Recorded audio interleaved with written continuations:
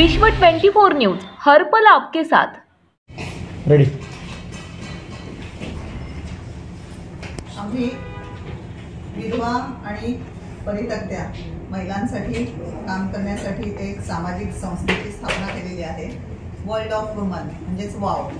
तर आतापर्यंत आम्ही सोलापूरमध्ये पुरुष डॉमिन क्षेत्र जे आहेत म्हणजे PWDचं म्हणा, अंगणवाड्यांचे, तर तिथे आम्ही पोषण आहाराचे टेंडर्स वगैरे ते आम्ही विधवा महिलांना देत होतो। ते आमचं काम फक्त सोलापूर लेवलपर्यंतच होतं आणि Times of India, Indian Express, Lokprabha, Loksatta, Chitralekha, Udyojika या सर्व मॅगझिन्सनी मुलाखती घेतलेल्या आहेत, त्याची दखल घेतलेली, वेळोवेळी आर्टिकल्स छापून आलेले आहेत। परंतु आता आम्हाला असं वाटतं की कुठेतरी जाऊन ह्याचं व्यापक स्वरूप तयार करायला पाहिजे आणि आमच्या अनुभवाचा, आमच्या ओळखीचा फायदा होईल। आणि आम्ही आता आम्हाला एक कॉन्फिडन्स आलेला आहे की आम्ही विधवा महिलांसाठी स्वतः संघटित होऊन त्यांच्यासाठी काम करू शकतो आणि याच्यासाठी आम्ही शासन दरबारी भांडू शकतो। त्यामुळे आम्ही आता ठरवलेलं आहे की राज्यस्तरीय ही चळवळ उभी करावी आणि त्यांच्यासाठी लढावं। याद्वारे या संस्थेच्या द्वारे 1 लाख महिलांचं संघटन राज्यभरातून व्हावं असा आमचा मानस आहे।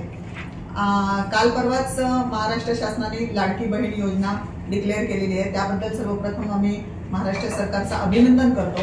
आणि आजच महाराष्ट्राला पहिली महिला सचिव शौनिक मॅडम आम्हाला लाभलेल्या आहेत। म्हणजे अनेक पुरुष कॉम्पिटिटर असताना त्यांची नियुक्ती जी सरकारने केली आहे त्याबद्दलही आम्ही मनापासून सरकारचं अभिनंदन करतो आणि मॅडमचं स्वागत करतो। तर याद्वारे आम्हाला म्हणायचं आहे की तुम्ही जी लाडकी योजना जी जाहीर केलेली आहे ती सर्वसामान्य सगळ्या महिलांना एकाच फुटपट्टीतून मोजलेलं आहे।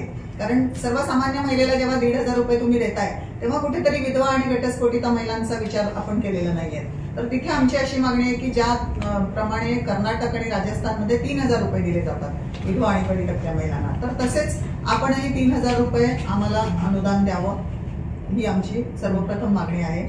सगळ्यात महत्वाचं म्हणजे जसं अपंगांना शासनाने दिव्यांग नामकरण केलेलं आहे, जसं परित्यक्त्या महिलांना घटस्फोटिता केलेलं आहे, काही महिला वेश्या व्यवसायात त्यांना वारंगाना नामकरण केलेलं आहे, परंतु विधवा हे नामकरण कधी होणार हा आमचा सरकारला प्रश्न आहे। तर याद्वारे आपल्या सर्वांच्या माध्यमातून आम्हाला सरकारला विनंती करायची आहे की विधवा या नाव वगळून ह्याच्याबद्दल स्वयंसिद्धा हे नाव महिलांना देण्यात यावं। कारण की पतीच्या अकाली निधनानंतर लहान मुलांचं संगोपन करायचं, त्यांना शिक्षण करायचं, त्यांना मोठं करायचं, स्वतःची काळजी, लेकराची काळजी, कुटुंबाची काळजी, प्लस मुलांचं लग्न होऊन त्यांची नातवंड सांभाळायची, हे सगळं काम एकट्या महिलेला करावं लागतं। त्याच्यामुळे तिला स्वतःला सिद्धच करते की याद्वारे, त्याच्यामुळे तिला स्वयंसिद्ध हे नाव द्यावं आणि त्याचा शासनाने त्वरित GR काढावा अशी आमची मागणी आहे।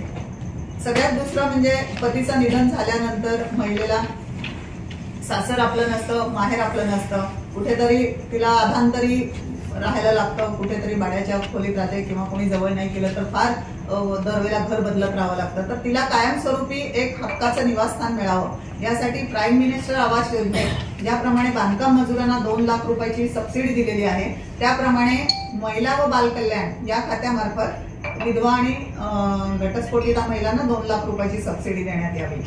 तसेच विविध शासकीय आणि बिनशासकीय ज्या संस्था आहेत तर त्याच्यामध्ये तुम्ही स्पोर्ट्सना किंवा इतर OBCना, विजेंटीना ज्याप्रमाणे आरक्षण देतात त्याप्रमाणे स्पेशल विधवा आणि घटस्फोटिता महिलांसाठी आरक्षणाची तरतूद करावी, म्हणजे त्यांना स्वतःच्या पायावरती उभं राहता येईल। आणि ज्या काही पात्र नसतील, ज्या महिला स्वतःच्या पायावरती उभं राहू इच्छितात त्यांना मग काही छोटे गाळे किंवा जागा उपलब्ध करून देण्यात यावी शासकीय कार्यालयांमध्ये, म्हणजे जसं की जिल्हा परिषद आहे किंवा आपलं सिव्हिल हॉस्पिटल असतात या ठिकाणी शासकीय ह्याच्यामध्ये छोटासा त्यांना म्हणजे जेरॉक्स सेंटर काढायला किंवा पोळी भाजी सेंटर चालू करण्यासाठी थोडीशी जागा, तिथे अगदी थोडी जागा लागते माफक स्वरूपात, तेवढी त्यांना, किंवा मार्केट कमिट्या असतात तिथे त्यांना पोळी भाजी केंद्र चालू करण्यासाठी जागा उपलब्ध शासनामार्फत करून देण्यात यावी।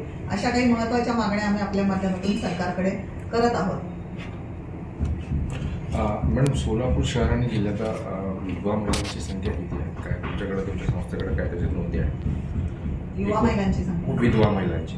महिलांची संख्येची नोंदणी आमच्याकडे आतापर्यंत झालेली नाहीये, आम्ही मागितलेली नाहीये, पण आता इथून पुढे आम्ही, आजच आमची सुरुवात आहे पहिली, इथून पुढे जसं की विधवा पुनर्विवाहासाठी सुद्धा आम्ही अग्रेसर असणार आहोत। आम्ही वटपौर्णिमेला सुद्धा विधवा महिलांच्या हस्ते वटवृक्षाचं पूजन करत आहोत आतापर्यंत। तर इथून पुढे अशा आम्ही काही, कारण महाराष्ट्र हा पुरोगामी राज्य आहे आणि त्याच्यामध्ये तरी विधवा महिलांना अग्रेसर करण्यासाठी आम्ही आमचा रोल निभावणार आहोत. मॅडम, आपल्या जे संस्था आहे त्या संस्थेची पूर्ण महाराष्ट्रामध्ये एकूण किती महिला सभासद आहेत? नाही, आज आपण सोलापूरमध्ये आजच लॉन्चिंग आहे आपल्या संस्थेचं.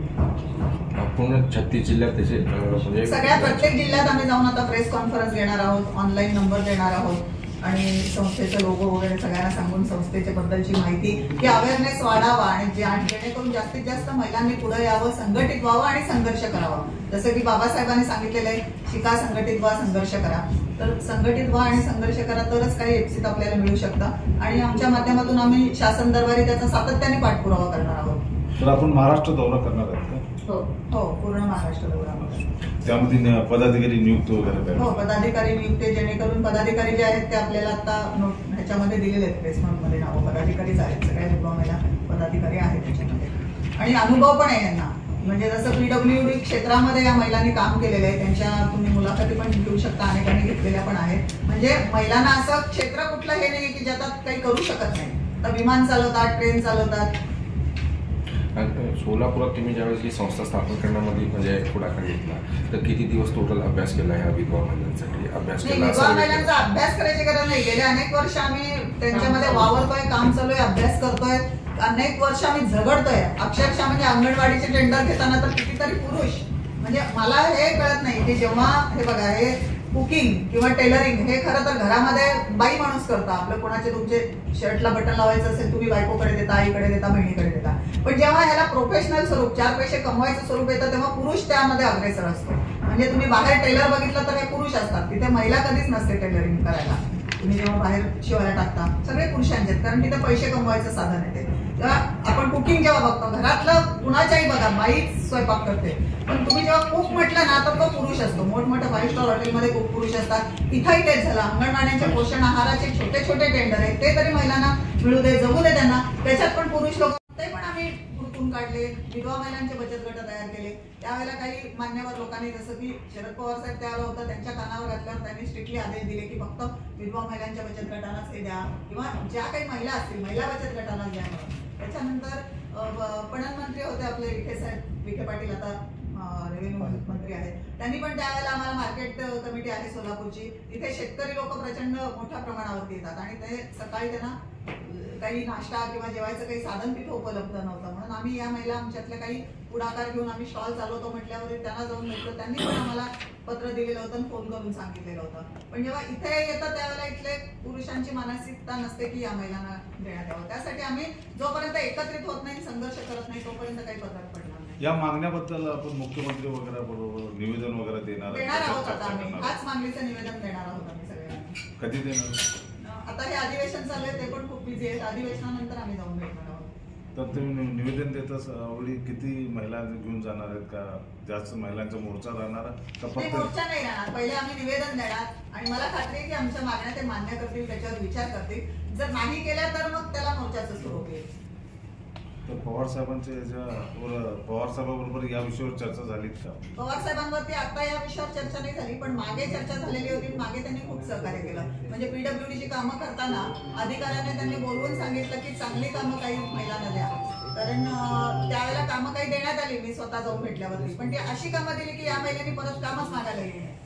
म्हणजे इथेच खपवायच्या दृष्टीने काय सांगितले, लाडकी बहीण ही योजना जी आखलेली आहे 15 दिवसाची मुदत आहे. हो, रहिवासी दाखला 15 दिवसात मिळणार. हो, असे साध्य होणार नाही साध्य होणार. आणि ती त्यासाठी आमच्या संस्थेमार्फत ती मुदत वाढवून मिळावी असा आम्ही पाठपुरावा पण करणार आहोत. आणि एखाद्या, कारण एजंट लोक आता कालपासून बघतोय 5,000 रुपये द्या आम्ही बनवून आणतो म्हणून एवढे एजंट सुळसुळाट झालाय ना. जसं निराधार योजनेमध्ये पण 10,000 रुपये घेतात, विधवा महिलेकडनं 10,000 रुपये घेतात आणि मग तिला बनवून देतात. तसं या योजनेसाठी एवढे एजंट मार्केटमध्ये फिरायला लागले. घरोघरी जाऊन घरोघरी या योजनेचा लाभ होणार आहे.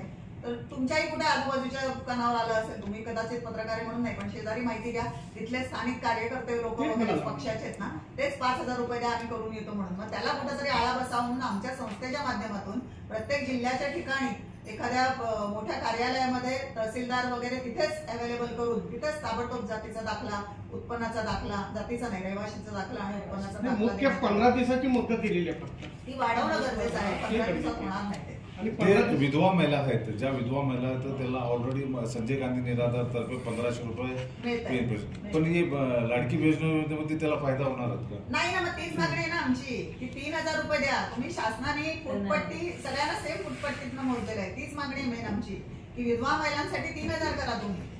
जर कॉमन महिलेला जर तुम्ही तिचं घर आहे, सगळं आहे, घरात सगळे कमवते, तिला तुम्ही 1500 देता, या महिलांना पण तुम्ही 1500 देताय, उपयोग काय त्याचा? 1500 मध्ये होतं काय? आज विधवा महिलेला तर अशक्य आहे म्हणजे ते होणं. त्याच्यामुळे आम्ही 3000 आणि ऑलरेडी आहे. कर्नाटक सरकार 3000 देते, राजस्थानमध्ये 3000 दिले जातात. मग इथेच काय? हे महाराष्ट्र आहे, मोठं राज्य आहे सगळ्यात. इथे तर उलटं जे मला संजय गांधी निराधारचे लाभदायक आहे त्याला हे लाडकी बहिणामध्ये ती योजना नाही मंजूर होत. नाही होणार. नाही होणार. आता आपण म्हणलं की 5-5, 10,000 रुपये एजंट घेतात, हा. ते अधिकाऱ्याच्या नावाने घेतात. हे पैसा अधिकाऱ्यांना सुद्धा पोचतो का? नाही, याची आम्हाला काही कल्पना नाहीये अधिकाऱ्यांना पोचतोय का काय ते.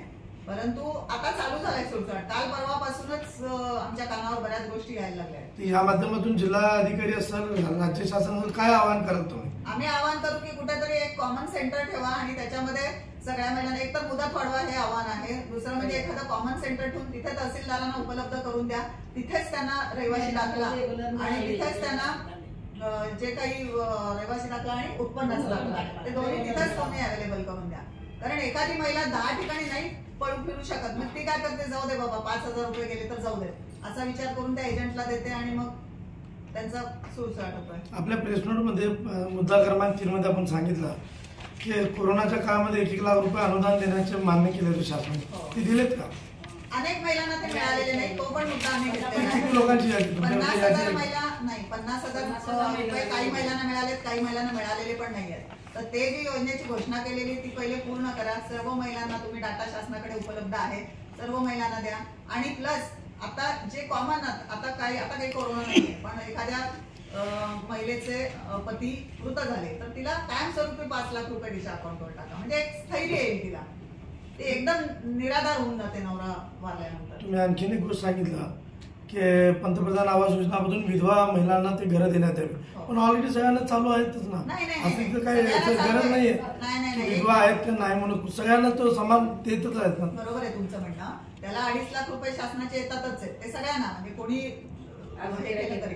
पण तुम्ही बांधकाम मजुरांना एक्स्ट्रा 2 लाख देताय ना. बांधकाम सेज आहे तो तुमच्या कामगार कल्याण ह्याच्यातून. तर तुम्ही कसं महिला व बाल कल्याण विभागामधून महिलांना 2 लाख रुपये विधवा महिलांना एक्स्ट्रा द्या असं म्हणते. पण आता जे 1500 रुपये तरी चालूच आहेत ना संजय गांधी योजनेमधून, चालू आहेत की मग आता ते पैसे बंद होणार का मग विधवा नाही बंद होणार. पण तुम्ही मग त्यांना ते लाभ भेटणार नाही. जे 1500 लाभ घेतात त्यांना भेटणार नाही पैसे. त्यांना लाडली बहिणाचा लाभ नाही मिळणार. तेच सांगतो. मग त्याच्यासाठी तुम्ही कॉमन फुटपट्टीतनं बघितलं ना सगळ्या महिलांना. मग विधवा महिलांना त्यांना काही आधार नाहीये कोणाचा, मग त्यांना तुम्ही जास्त द्यायला पाहिजे ना. ती प्रमुख मागणी आहे आमची. आपल्या माध्यमातून सरकारतर्फे पर्यंत पोहोचवावी अशी आपली विनंती आहे. हे राज्यभरात आधारवाली तुम्हाला महिला तिथंच येते आणि बिन आधारवाली पण महिला तिथंच येते. हा. त्याकरता आम्हाला 3000 रुपये आमच्या म्हणजे आता तुम्ही राज्यभर हे महिलांचे जन मेळावे वगैरे घेऊन विधवा महिलांना एकत्र करून हे शासनावर तुम्ही भांडणार आहे. हो.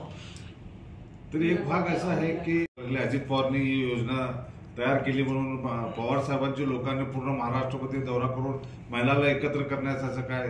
नाही ह्याच्यात मी पहिलेच सांगितलं तुम्हाला, म्हणजे त्या प्रेस कॉन्फरन्समध्ये इथे सांगायचं विचारलं की ह्याच्यातला राजकीय कुठलं स्वरूप देऊ नका, नाही तर हे उद्देश खूप चांगला आहे, तो कुठंतरी भरकटला जाईल. म्हणजे आम्हाला जर कोणाला राजकीय हे लावलं तर मग ते आमचं उद्देश साध्य नाही होणार, आम्हाला कोणी मदतीला पुढे येणार नाही. आता आपल्या मागे तर राष्ट्रवादीचं बॅनर आहेच ना. पण तो आम्ही पक्षाचे बॅनर बाजूला काढून, पक्षाचा पोट आम्ही बाजूला काढून या व्यासपीठावर आलेलो आहे. पण पवार साहेबांबरोबर याची चर्चा करणार, पवार साहेबांना याची कल्पना देणार, सगळं पवार साहेबांचे मार्गदर्शन खाली चालणार नाही सगळं कारण. मी म्हणून मगाशी म्हटलं की पवार साहेबच नाही तर आता राज्याचे महसूल मंत्री त्यांना पण परवा आम्ही जाऊन भेटलो, मुख्यमंत्र्यांना पण आम्ही जाऊन भेटलो. ते ह्याच्यासाठी नाही भेटलो, परंतु जे आता पोषण आहाराचा जो विषय चालू आहे त्याच्यासाठी आम्ही सध्याच्या चालू गव्हर्नमेंटमध्ये पण भेटलेलो आहोत आणि त्यांच्याकडून पण आम्हाला सहकार्य मिळत आहे. लाडली बहिणाच्या योजनेचा फायदा जसा मध्य प्रदेशमध्ये झाला त्याचा फायदा या महाराष्ट्रामध्ये सरकारला होऊ नये म्हणून अशी महिलांना एकत्र पूर्ण महाराष्ट्रभर करण्याची अशी काय योजना राखली आहे? होऊ नये म्हणून कशाला, निगेटिव्ह कशाला आम्ही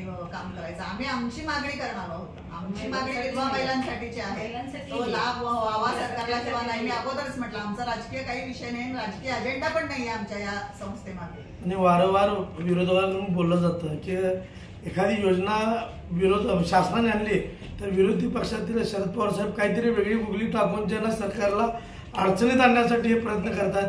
काल ही परवा दिवशी घोषणा झाली, आज आपण सगळे राज्यातील महिलांना एकत्र करतो म्हटल्यानंतर हे मराठा आंदोलनामध्ये जसं आरोप झाला होता की मनोज जरांगे साहेबांना महाविकास आघाडी मदत करते, तशा प्रकारचा तर हा बॉल नाही ना. असं नाही, ह्याच्या मागे छुपा अजेंडा कुठलाही नाहीये. ही योजना डिक्लेअर झाल्यामुळे आम्ही आलोय त्याच्यामध्ये आणि आमचं विधवा महिलांचं पहिल्यापासून काम चालू आहे आणि ह्याच्यामध्ये आम्हाला पवार साहेबांनी जशी मदत केली आहे तसं मागे विखे पाटील साहेबांनी मदत केलेली होती मंत्री असताना. आताही आम्हाला मुख्यमंत्री साहेब मदत करतीलच आपल्या माध्यमातून आणि आम्ही जाऊन भेटल्यानंतर. महिलांसाठी आता त्यांनी खूप चांगलं सरकारने योजना आणलेल्या आहेत तर आम्ही त्यांचं अभिनंदन केलेलं आहे सगळ्यात पहिले. याच्यामध्ये राजकीय काही हे नाहीये. महिला धोरण तर सगळ्यात पहिले पवार साहेबांनी आणलेलं होतं राज्यामध्ये. जेव्हा जाहीर केलं राजीव गांधींनी तेव्हा महाराष्ट्र राज्य हे पहिलं महिला धोरण जाहीर करणारं राज्य होतं. ह्याच्यासाठी का वेगळी संघटना वगैरे काढून तुम्ही काम सुरू करणार आहे का तुम्ही राष्ट्रवादी बॅनर असणार? नाही, मी अगोदरच सांगते, वारंवार तेच सांगते की राष्ट्रवादी हा विषय इथे काहीही नाहीये. ही फक्त सामाजिक संघटना आहे, प्युअरली सामाजिक संघटना. सगळ्यांना एकत्र करण्यासाठी कुठेतरी एक व्यासपीठ उपलब्ध करून द्यावं. आम्ही वाव म्हणून संघटना स्थापन केली. आपल्या जे वाव संघटनामध्ये जास्तीत जास्त महिला राष्ट्रवादी कार्यकर्ते. नाही, अजिबातच नाही. आता फुटाणे मॅडम राष्ट्रवादीचे, राष्ट्रवादीचे मॅडम सगळ्यात जास्त आहे. आणि आपण जसं पवार साहेबांचे समर्थक आहेत तसं त्या पद्धतीने त्यांनी पवार साहेबांचे समर्थक आहेत. पक्षाचा काही संबंध नाहीये इथे. पक्षाचं काही पक्षाचं हे आहे ज्या त्या विधवा महिलांसाठी खूप चांगलं काम करतात आणि आम्ही सगळ्याजण एकत्र एका चांगल्या भावनेने हेतूने इथे आलेलो आहे. तर आपण कुठंतरी वेगळा रंग त्याला देऊ नये अशी माझी हात जोडून विनंती आहे. नाहीतर आमचं चांगलं सामाजिक कार्य कुठेतरी भरकट आहे दुसरीकडे. ओके, धन्यवाद.